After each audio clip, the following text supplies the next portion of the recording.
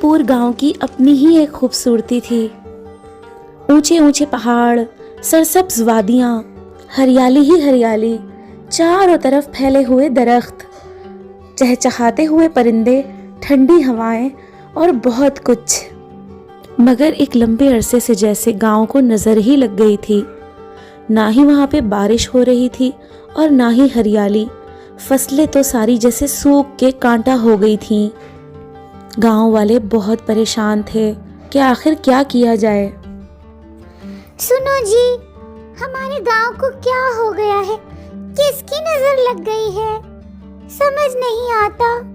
پہلے تو ایسی ہریالی ہوا کرتی تھی، ہر سال بارش پہ بارش آیا کرتی تھی، اور اب تو پتہ نہیں کتنا عرصہ گزر گیا ہے، بارش کی ایک بوند نہیں برسی۔ میں تو کہتا ہوں کہ گاؤں والوں کو مل کر دعا کرنی چاہیے۔ ہم سب کو چاہیے کہ ہم اللہ کے گھر میں جمع ہو کر اللہ سے فریاد کریں تاکہ اللہ ہم پر رحم کر دے اور رحمت کی بارش برسا دے۔ گاؤں والے اس معاملے کو لے کر بہت زیادہ پریشان تھے اور آپس میں ایک دوسرے کے ساتھ بات چیت کر رہے تھے کہ انہیں کیا کرنا چاہیے۔ گاؤں کے کچھ بڑے بزرگوں نے مشورہ دیا کہ ہمیں مسجد چل کر مولوی صاحب سے دعا کروانی چاہیے تاکہ اللہ ہم پر مہربان ہو جائے اور بارش برسا دے۔ یہی سوچ کر وہ لوگ علاقے کی مسجد میں جاتے ہیں اور مولوی صاحب سے کہہ کر دعا کرواتے ہیں۔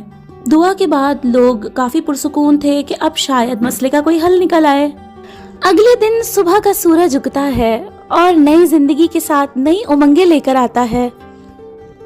لوگ پر امید تھے کہ اب تو بارش ہو ہی جائے گی اور فصلیں ہری بھری ہو جائیں گی اور ان کا یہ فاقہ ٹوٹے گا۔ لیکن اسی امید کے ساتھ دن گزر جاتا ہے اور کوئی خاص نتیجہ نہیں ملتا۔ شام کا وقت ڈھل رہا ہوتا ہے کہ اچانک گاؤں میں ایک درویش داخل ہوتا ہے اور وہ درویش دروازے پر جا کر صدا لگاتا ہے، کربلا تو او بلا انت بلے کا بلا، بابا بھوکا ہے، بچہ کوئی روٹی کھلا دو۔ میں تو خود غریب عورت ہوں بابا، 2 دن سے میرے گھر کا چولہا نہیں جلا، میرے گھر میں کھانے کے لیے کچھ بھی نہیں ہے۔ ٹھیک ہے بیٹا، کوئی بات نہیں، تیرے پاس دینے کے لیے کچھ نہیں، میرا اوپر والا تجھے بہت دے گا۔ وہ بوڑھا درویش واپس جانے لگتا ہے کہ اتنے میں پیچھے سے عورت آواز دیتی ہے، ٹھہرو بابا، رک جاؤ، آپ ایسے خالی ہاتھ نہیں جا سکتے، گھر میں جو کچھ بھی ہے میں لے کر آتی ہوں۔ وہ عورت تھی تو غریب، لیکن اس کا دل بہت بڑا تھا۔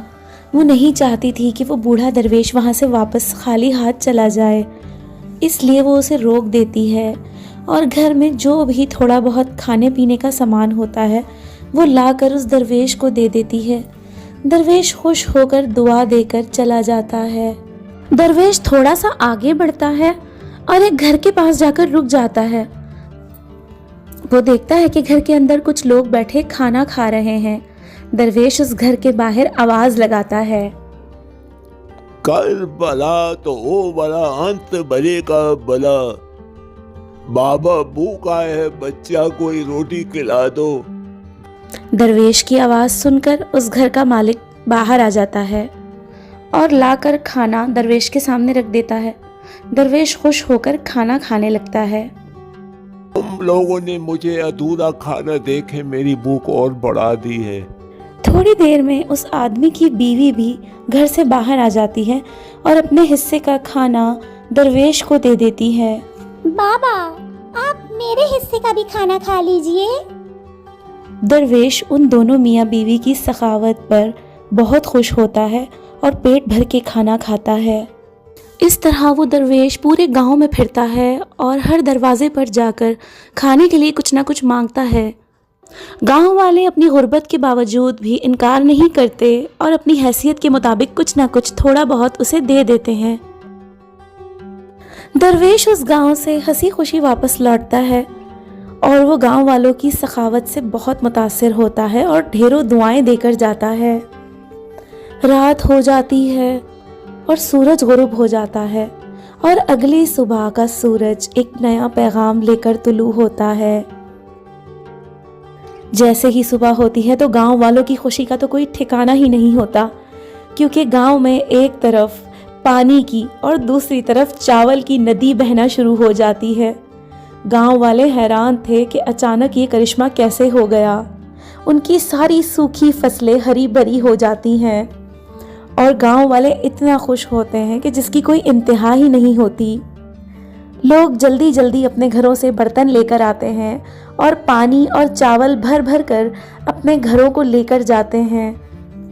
یہ یقیناً اس درویش کی دعا کا ہی اثر تھا جو گاؤں والوں کو لگ گئی تھی۔ دیکھا دوستو آپ نے، اگر انسان کی نیت سچی ہو تو اسے منزل مل ہی جاتی ہے۔